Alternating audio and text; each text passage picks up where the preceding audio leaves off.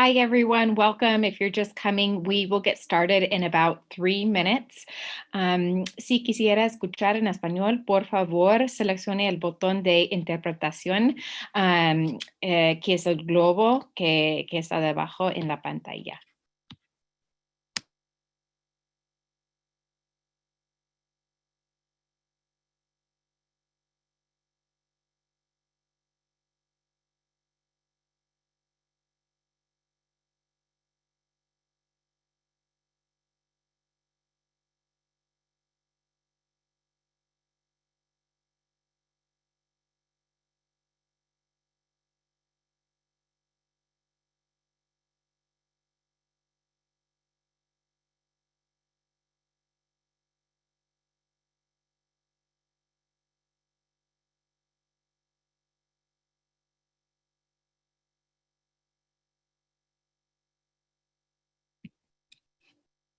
Hi, everyone. Welcome. Thank you for coming tonight. We will get started in about 2 minutes.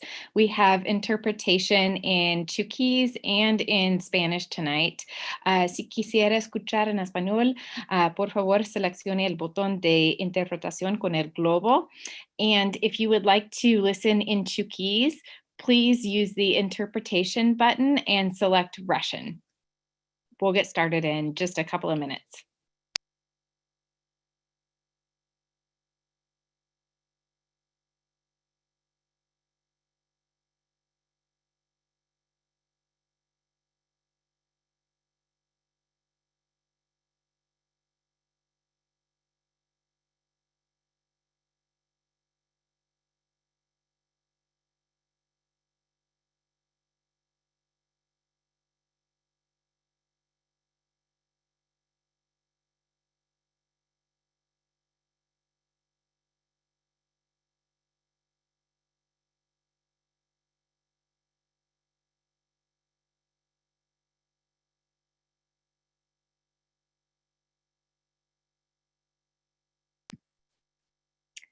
Hi, everyone. Welcome. We will get started in just a couple of minutes. I'll wait about 1 more minute for people to join us. We have interpretation tonight in Spanish and in Chuquís. Si quisiera escuchar en español, por favor, seleccione el botón de interpretación, que es el globo. And if you would like to listen in Chuquís, please select the interpretation button and select Russian to listen in Chuquís. We'll start in about 1 minute.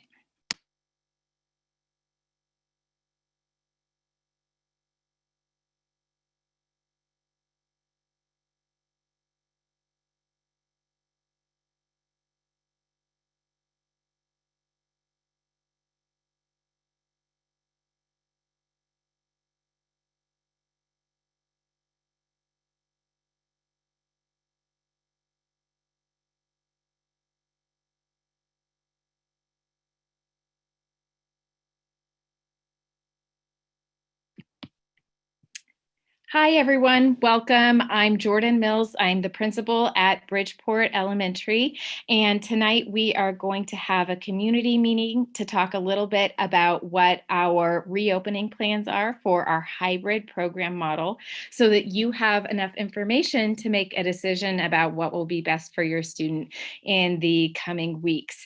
So I would just like to say one more time, if you would like to listen to the presentation in Chuquís, please click the globe with the for the interpretation button and select the Russian option, and that will actually be in Chuquís if you would like to listen in Chuquís. Y si quisiera escuchar en español, por favor, seleccione el botón de interpretación con el globo y puede escuchar en español. So tonight, like I mentioned, we're going to be looking at our options and how the upcoming school year, or I'm sorry, the upcoming months will unfold for us. So next slide, please. I really appreciate you taking the time to be here tonight. I know many of you are as excited as I am to get students back to school, and I'm really looking forward to telling you what we're planning. So the purpose of tonight's meeting is to give you a sense for the structure of this hybrid program that we will offer so that you feel really prepared to make a decision for your student. If you're not familiar with the term hybrid, it really just means part-time learning in school and part-time learning at home. So I have a lot of information to share. I'm really going to attempt to talk slowly for our interpreters.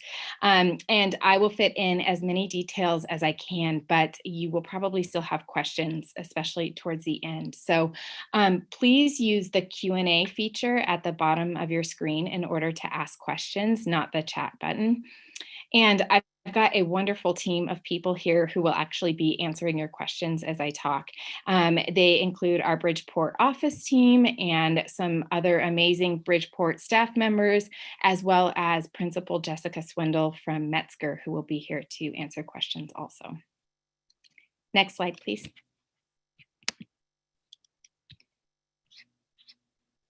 So I'd like to start by giving you a little background about how we came to the place where we are now.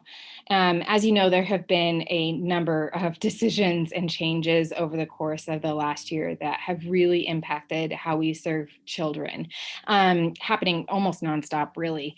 You'll all remember in August when we got those metrics that said that we would be teaching online for the fall. And actually, the metrics were updated in October to allow for a little more flexibility, but our case counts continued to rise and we weren't able to come back to school at that time. And then you'll probably remember also in December when our governor changed the metrics from being mandatory to being advisory. However, what you might not know is that just last week, the metrics changed again, and we have a new set of guidance. And this guidance is really based on medical research and on health research. And so this is the guidance that we'll use to help us make decisions about how we operate in our district. So you've probably seen news of districts all around us that have released plans and then had to change them based on all of the changes to this guidance. So this is the reason why with these changes that keep happening. So we're here now, and we've got some guidance that will shape what we do next. Next slide, please. So in addition to the metrics, our district is really considering how to make this as equitable and as safe as we can make it. So we want to make sure that students still have the option to return to in-person in a hybrid model or the option to remain online. And what I want to do tonight is give you enough information to make a decision for your student. So there's several aspects to the metrics, but the really important one is that we need to have fewer than 350 cases per 100,000 residents. That's the one that we're watching. And for reference, there were a couple of weeks in December where we did not meet those metrics, where our case counts were too high to have come back in a hybrid model. But since then, Washington County and Clackamas County both, along with County 2, but we're really watching Washington and Clackamas, have been in the lower ranges under 333 last week and declining, it would seem. And so we are within the range to come back in a hybrid model. Next slide, please. So this is the actual visual that shows all of those details around what the metrics are and all of the requirements. Really what you need to know is that we're in that orange zone. And again, they're advisory, but they're based on medical research, and we're going to use them to guide our decision making. So if at any point our numbers really increased and we moved into that red zone, it might impact the implementation of our hybrid model. But right now we're in that orange zone and hope to stay there and move down. Next slide, please. So if you're wondering, why are we doing this? What's the goal with this hybrid model? There are really kind of three main goals that we hope to achieve by bringing students back. So the first is to really develop those peer and adult connections. So many families have reported that distance learning has been a real challenge for children's social connections, and sometimes connections with their teachers too. So we plan to work really intentionally towards developing those upon returning to school part-time. Secondly, we really want to help our students learn and relearn what those school routines are. Our kindergartners haven't been here before, so we'll need to teach them the school routines, and we'll need to reacclimate our older kids to being at school, and really get everyone used to the health and safety requirements and new routines and procedures that we'll have around school, because those will be with us for a little while. And lastly, we know that distance learning has been a real challenge for many of our students in terms of their engagement. So the third goal is really around increasing our academic achievement for our students by increasing their engagement, by having them here in front of us and really being able to make those connections and interact in the way that we know how to do. Next slide, please. So a little more background, and then I promise we're getting into it right now. So as you know, earlier in the fall, we presented this split week plan for students. So they would be in school 2 days per week and at home 3 days per week for grades 2 through 5, right? And prior to our experience with teaching online this fall, we really felt that this was the best option, especially given the limitations that we had around health and safety. However, what we've learned is that having 3 days where students are working independently is really not an ideal situation. So as a result, we have created a schedule that has all students attending for half days, 4 days per week. So what this does is this will provide our students and families with that consistency and that frequent interaction with their teachers and with their peers. It will also be a really nice introduction to our students as they learn health and safety routines. And I'm going to talk a little bit more around the health and safety stuff as we get to those slides. But basically, we'll be working to teach students how to stay in their own space and wear their masks. And these shorter days are going to be really helpful in terms of helping build their stamina around some of those new routines. Next slide, please. So let me give you a few details around the half-day schedule. The classes will be split into 2 cohorts. So the times there are the actual learning times. So you can expect that students will have about 10, 15 minutes to transition in, and then about 10 or 15 minutes to transition out. So the times are the same for everyone, kindergarten through 5th grade. I'm going to tell you a little bit more about the forming of the cohorts later, but some families have been asking how big the cohorts will be, and there isn't an exact number. It'll be about half the size of the class. So in most cases, that'll be about 10 to 15 kids, depending, though perhaps fewer, perhaps a few more. Next slide, please. So in terms of a weekly schedule, students will attend class Monday, Tuesday, Thursday, and Friday, each for their designated half-day time, all 4 days for their designated half-day time. So Wednesdays will not change. Students will still learn online those days. They'll have their 8:30 class meeting, followed by their independent work after that. Same thing that they have now. The difference will be Monday, Tuesday, Thursday, Friday, they go for a half day. Everybody does. Next slide, please. I also want to point out a couple more details here. Teachers will actively teach just the students that are in front of them in the classroom at that time. There won't be live streaming of their classes to students at home. Those students will be completing independent work that'll either be work that was assigned on the iPad or work that was assigned on paper.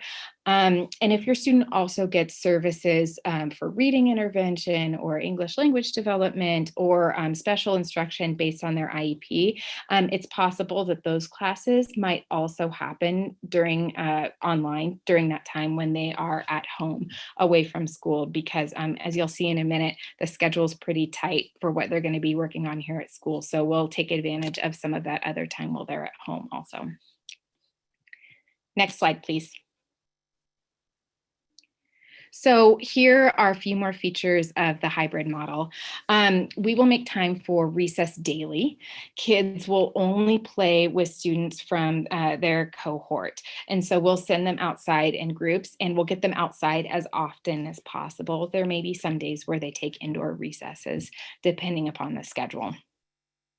I also know that folks are curious about supplies, and students will need some supplies at home and some supplies at school. What we know is that they will not share those supplies. I'll have more information about exactly what they'll need down the road as things approach. They'll also be bringing their iPads to school each day, which will be really great for the teachers to be able to have them right in front of them with their iPads and show them how to do some of that work. Lastly, there will also be buses that go both directions to and from school, both for the AM cohort and for the PM cohort. So you'll tell us a little bit about if you think that you'll need that transportation when you do the enrollment process, which I'll get to in just a minute here. Next slide, please. So as I mentioned earlier, classes will be split into 2 cohorts. So our main goal when we form those cohorts is really going to be to create a balanced class, but we'll start by generally placing students by last name. I know that for some families, childcare and transportation are going to be a real challenge with the schedule, a hardship, in fact. So we may not be able to honor all of the requests, but if you have a real childcare or transportation hardship, please communicate with our office about it. Siblings will be in the same cohort, even if they have last names in different halves of the alphabet. Last little feature to let you know is that breakfasts and lunches will be available for students to take home every day. Students will not eat at school. So plan for them to eat before they come or when they return home. And don't pack a lunch for your student. We will have more details regarding how snacks might look, if we'll have snacks down the road as we get closer. Okay, next slide, please. So here is a sample schedule of how our day might look, how a student's day could be structured. It's the timing for reading and for math and for recess will vary a little between classes, but this gives you an idea of how much time will be dedicated to each content area. So as you can see, we're really going to focus on reading, math, and that community building and social skills time that comes during the class meeting. So in the middle of the day, you'll see that there's a break, and this will be a transition which allows enough time for our buildings and our buses to be sanitized between groups. So during the half of the day that students are at home, they'll work on that independent practice and really practicing what they learned in class either that morning or the afternoon before. And as I mentioned, they may also have small group instruction based on their individualized services. Music and PE will also remain online for both logistical and for health and safety reasons. Next slide, please. So one feature of the schedule that I wanted to point out is our focus on social emotional learning, known as SEL.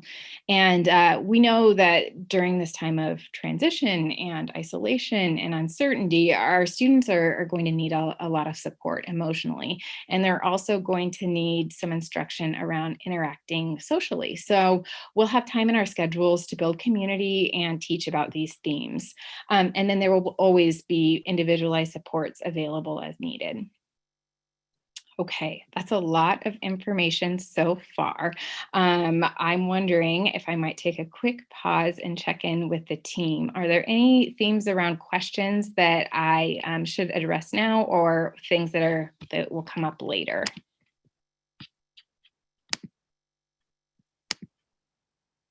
Hi, Jordan. This is Bobby Brown.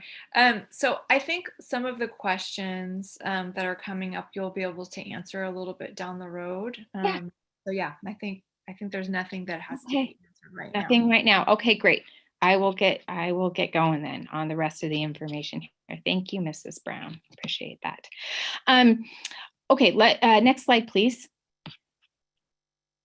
let me tell you a little bit about some of our health and safety things, and then we'll come back to some of those logistical enrollment questions, cohorting questions, teacher questions that I think are probably popping up right now. So let me tell you about those health and safety measures. We have extensive information available on our website. I'm also happy to talk with anyone who wants to chat more about what we're doing for health and safety, but for now, I'm just going to go over a few of the highlights. So unlike the metrics, the health and safety requirements that our school is following, their requirements, they're not suggestions. So as I mentioned, they include really detailed plans that serve as kind of like applications for our state that we turn in for approval. So one thing you might wonder is how students will be screened before entering school. So we'll ask families to check their student for symptoms and keep them home if they're not healthy. We'll give you some information on how to do that. And then as students arrive, we'll actually visually screen each student to ensure that they aren't showing any obvious symptoms, coughing really a lot, for example. We won't take every student's temperature upon arrival. So all students and all adults will wear masks at all times, both inside and outside of the building. I would recommend packing a second mask in your student's backpack in case they drop it in a mud puddle or break it or slingshot it out the window or something. We'll also have a bunch of kid-sized masks here at school in the case of a mask emergency if something happens and your child doesn't have their mask with them. Next slide, please. This is the same information in Spanish. Next slide, please. So as I said before, cohorts will be half the size of the class, so probably about 10 to 15 kids in most cases. That could vary some. I also mentioned before that students will not share supplies, and we'll actually have some clear folders that go at each student's desk that will provide like an extra layer of protection. And they'll stay mostly in their desk area, with the exception of going out to recess. This is really in order to maintain that distance. So they won't be sitting at the carpet or on pillows like we might normally do where we have them move about the classroom. They'll really just stay in that space. Next slide, please. Next slide, please. So our district has actually just finished, it should be released any moment now, a video introduction that will help students transition to hybrid learning. And so it stars all of our mascots, and actually a mascot played by one of our famous Bridgeport staff members that I cannot reveal. So Boomer is here, and this is a short, just a 1-minute preview of that video that will be released and really help kids get ready for school.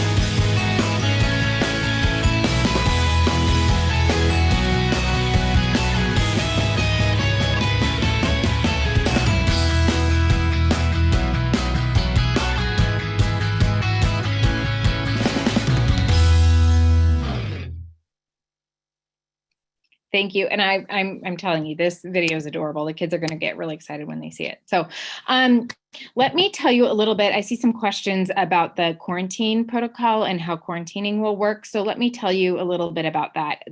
I think that this slide is really helpful. I hope it's not confusing. Basically, what it's showing is that if student A, the red student, has a confirmed case of COVID, then student B, who's had close contact with student A, would need to quarantine for 14 days. Student C, on the other hand, would not need to quarantine because student C didn't have close contact directly with student A, just with student B. So students A and B would need to quarantine, but not student C. There's sort of that degree of separation there, which this was helpful for me in terms of learning a little bit about the quarantine rules. It's possible, if not likely, that cohorts of students or individual students will need to quarantine for a couple weeks at a time if there are confirmed cases of COVID. And that's really follows those health and safety guidelines that we need to follow in order to make sure that we don't contribute to the spread of COVID. Next slide, please. So there's a lot here, but this may also be helpful. It demonstrates a really similar concept to that last red, yellow, green slide that I showed you. Basically, imagine that the blue student is a student that has a confirmed case of COVID. That student is in cohort A. So as you can see, all of cohort A would need to quarantine during that time. And we'll track really carefully which students are in contact with each other. So if cohort A, if that blue student is in cohort A, then cohort A would have to quarantine. You'll also see that that blue student rides bus 1. That means that bus 1 would also need to quarantine because the blue student is on bus 1. Now, when you look back at cohort A, the red student is in cohort A, so they're one of the ones that would have to quarantine. The red student also happens to ride bus 2. Bus 2 students would not need to quarantine, just the red student, because it was the red student that was in close contact with a confirmed case. Same thing with cohort B.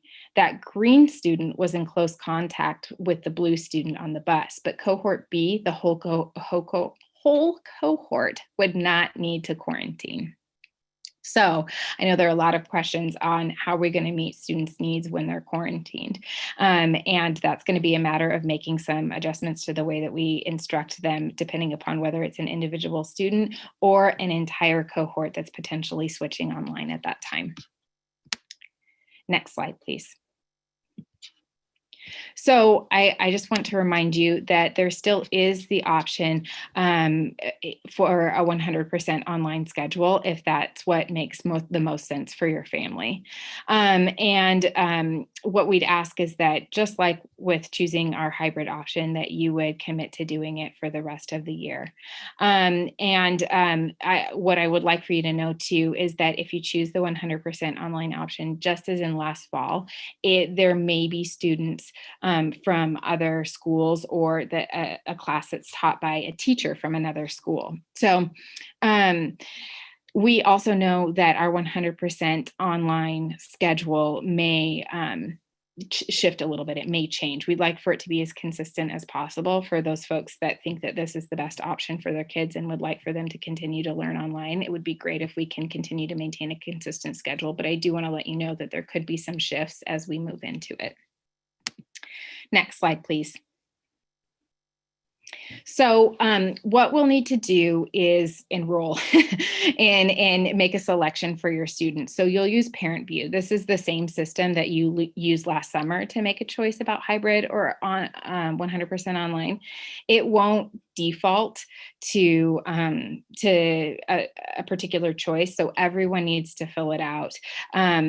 What I need to tell you, and you may have heard by now, is that our classes and teachers may change, even for families that don't switch the learning option for their family.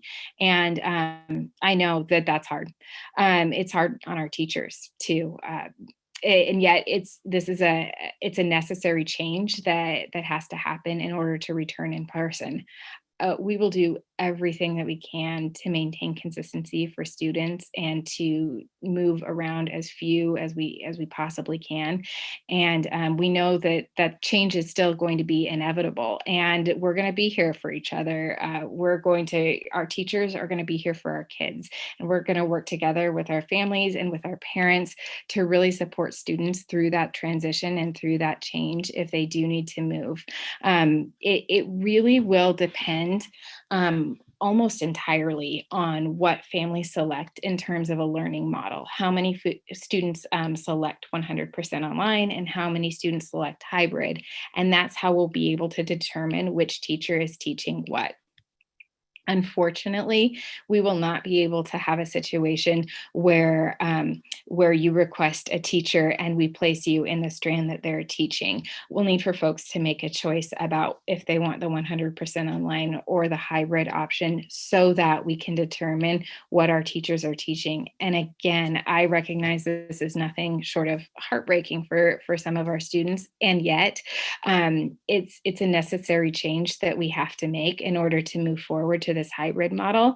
And we're in it together, and we will make the best of it and learn from it and be there to support one another through it.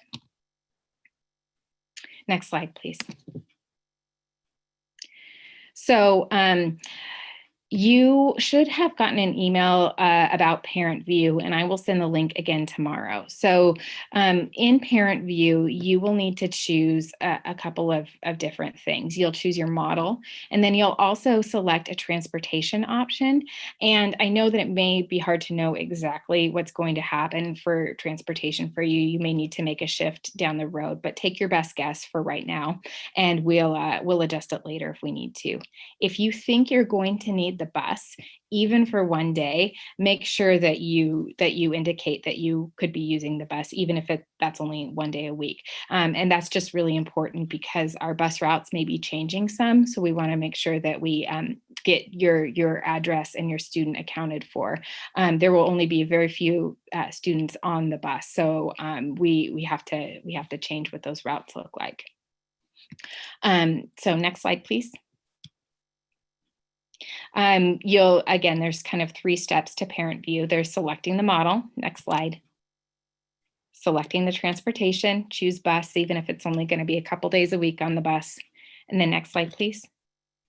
You'll also choose if your student will want meals, and this will just help us get a count for those take-home meals. Again, students won't eat at school, they'll take their meals home. Next slide, please. So I want to give you kind of an update around the timeline. We believe that most of our staff should be vaccinated by around mid-March or so with both doses of the vaccine for those staff that will be vaccinated. So our kindergarten and first grade, it says pre-K here too. We don't have a pre-K here, but kindergarten and first grade, the target timeline would be for students to return mid-March or end of March. So really a couple of weeks before spring break or shortly thereafter. And then what we're looking at doing is probably bringing our 2nd and 3rd grade classes back right after that, and then our 4th and 5th grade classes back after that. I'm not sure exactly what length of time will be between the classes, maybe, or the roll up, maybe a week or 2 or 3, that we'll have more details as it gets closer on those exact dates, but that's sort of the target timeline for now, which hopefully gives you a better sense for planning purposes and childcare and all of those things. So we will give you information about your students' cohort and their class placement as soon as we can, at least 2 weeks before we begin classes, but hopefully sooner if possible. And then when our K-1 students go back to school, like I said, they may go back first a little bit before others. We will adjust all of the classes at that same time so that our students have an opportunity to really start getting to know their teachers and their classmates. If there are adjustments, students are going to be welcoming potentially new students into their class, and we want for that transition to happen so that they can start to acclimate and get to know one another as early as possible. Okay, I'm wondering if there are any question themes that I should know about or anything that I didn't hit on, Mrs. Brown. So there are some questions coming up regarding transportation. Yes. So how will families find out their bus information? And also, will students be able to have transportation to daycare? Oh, yes. And so a couple of things. We will know these are really good questions. We will give you information about your bus route shortly before school starts. As soon as we get those cohorts and classes set, then we can give the schedule to our transportation department that puts together the bus routes. And so they'll be able to communicate that home to you. So that will be a little bit closer to when things start. But if you live in our attendance area, then you will have a bus route. So no need to worry. It'll be that exact timing and the bus number that you'll be waiting for. If in terms of transportation to childcare, that really depends upon your childcare. If your childcare provider is within our attendance area at home childcare or a location that is on our bus route, then they could get students can get dropped off there. However, in most cases, the childcare companies sites were coming to us with their vans and things. So that would really be a matter of coordinating with your childcare provider what their transportation options are. And I couldn't tell you off the top of my head what their plans are. I think they're probably sorting them out right now. So there's also some questions regarding selection of hybrid or online. Yes. And there's questions about whether or not families can change if, for example, vaccinations become available, and then, could a family choose online and then switch to hybrid at some point? Yeah, really good question. Really good question. This is really hard. We are going to ask you to make a choice and stick with it for the rest of the year. And here's the reason. It's because, as I mentioned, there's going to be some shifting with our classes and with our teachers, and then to shift again for our students. That consistency is really important for kids. And so I know it's a really, really challenging question to have to make that decision now or a little early on without having all of the information. But that's what we're going to ask you to do for the sake of consistency. And I would love to chat with you a little bit about it. Our office team would also absolutely love to help you through the parent view process. So please, please, please call the office with any questions that you have about the parent view process. And please don't hesitate to reach out to me if you've got any questions about making that decision. I'm happy to talk you through the pros and the cons a little bit more if you want to talk. Oh, and I almost forgot to mention, this is so important. Next week on Wednesday, we'll have an informal Q&A session. So at 6 o'clock in English, we will have a Zoom session where folks can come and just ask any questions that are still bubbling up, and I'll attempt to answer them. And then at 7 p.m., we'll do the same thing, but in Spanish. So that would be another opportunity to ask more questions as you think over what it is you want to do. There was also a number of questions regarding any information available to families about which teachers will be teaching online or hybrid, if they'll know in advance before they can make a selection. I know that's the really, really tricky part, is assigning those teachers is really dependent upon what folks choose. And so that's why we unfortunately won't have that information, because it will be a matter of our families deciding what their preference is in terms of model, and then assigning teachers based on what our families' needs are. And so again, I'd be more than happy to chat with you and kind of talk through that, but it's just it's just a big challenge. Mills, we have a little bit of a question about on-site daycare. Do you want to hit that again about on-site daycare during the day? Yes. And so we have Club K here, and Club K is sorting through right now what services they're going to be able to provide. So we do have a space for them here, and they would be operating out of the gym. What I'm not sure of is whether or not they'll provide just before and after care, or if they will be able to provide, if they'll have spaces for those half days on sort of the opposite schedule of when students are here. So that's going to be a matter of communicating with Club K and asking them that, because last I heard they hadn't finalized that, though I know it's something they're looking into. So if you're interested, you might also let them know as they're kind of working through how they're going to do that. Any other big things? There are some questions regarding vaccinations in terms of school staff and then also students as well. Questions? Oh, yeah. Great question. So the vaccine right now is just available for adults, and school staff is available, not, or school staff is eligible. Our whole district hasn't had the opportunity to go yet, but hopefully should be within the next couple of weeks here. And as I mentioned, if everything stays on schedule, we should have an opportunity for all of our staff to have been fully vaccinated by about mid-March, is the estimation. That's really the reason that this timeline is a little uncertain right now, is because some of those details are, there are things that haven't happened yet, and so we're hoping that things go as planned. But students, the vaccine isn't available for children at this time. Pardon? This is Mrs. Garcia.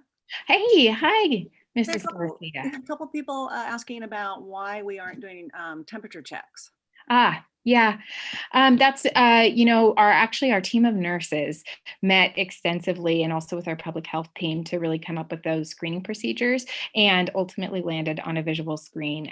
That's the procedure that we'll be using. Now, we absolutely can take student temperatures, and so if a student's exhibiting symptoms or complaining of being ill, or whatever the case may be, then we will certainly take that student's temperature, and then we actually have a procedure for putting that student in a quiet space that is separated from the other students and staff, while we call families to have them come picked up, so that we can be sure that they're not spreading more germs. If there's a student who's running a fever or coughing, we'll keep everybody safe for that time until they get picked up. Any other big themes here, or should we let everyone go? Well, There was a really quick question regarding what happens if students fall ill, and then also the same for teachers. Yep. And so if a teacher has COVID and needs to quarantine, then those cohorts of students would be learning online for that period of time. And so, the great news is the students are really accustomed to those routines at this point, and making that transition should be relatively reasonable. And then as for students, again, if a whole cohort is exposed to COVID, then we would transition that whole cohort. If they're individuals, then what we'll need to do is look at how we can meet their needs, from a distance during the period of time that they need to quarantine or be home because they're sick. Hi, Jordan. Yes. We have some parents asking about if they can drop off their kids and what that will look like. Oh, great question. Yeah. I'll have more details about arrival and dismissal procedures when we get closer to it. But because of our health and safety requirements, we won't have any volunteers or family members or parents or anybody who's not school staff on site at all. So all of our dropping off will be either directly from the bus or from cars in the car line, and same with picking up. And so we're working on finalizing our procedures for that piece of it, but we won't be able to have families walk their students all the way inside the building. And that's across our school district and really related to COVID. So when I say health and safety, I'm talking about COVID safety, in that folks would just need to drop their students off directly from their car. Now, I recognize that we have a bunch of kindergartners and first graders that this might be a little bit nerve-wracking, but don't worry, we've got a plan where we would have lots and lots of staff out front, and a procedure for making sure that we guide the students really carefully into their classrooms so they all find exactly where they need to go. And we've got a plan for that, so that we aren't just sending kids wandering about. We'll have a whole plan for getting them inside really, really safely and making sure that they get to their classrooms in the morning. And then the same thing for helping them get picked up in the afternoon.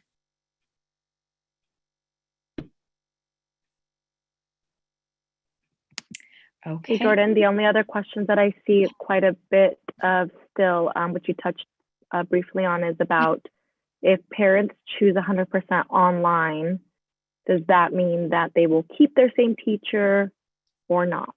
Not necessarily. I hope so. Sincerely, we will try to manipulate whatever we can in order to make it such that as few students as possible move around, because I know how important that is. And yet it may not be possible depending upon the number of students that choose the different options.